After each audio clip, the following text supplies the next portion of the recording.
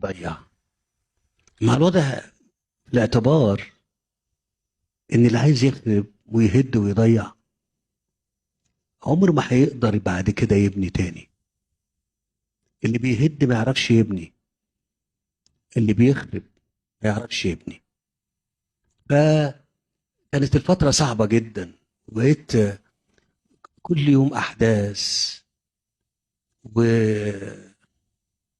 وعمليات إرهابية في كل مصر. حرب، حرب صعبة قوي، قعدت 10 سنين، كان تمنها ولاد مصر.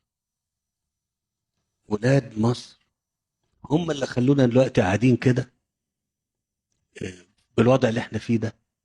واحنا يعني بفضل الله سبحانه وتعالى وبفضل تضحياتهم،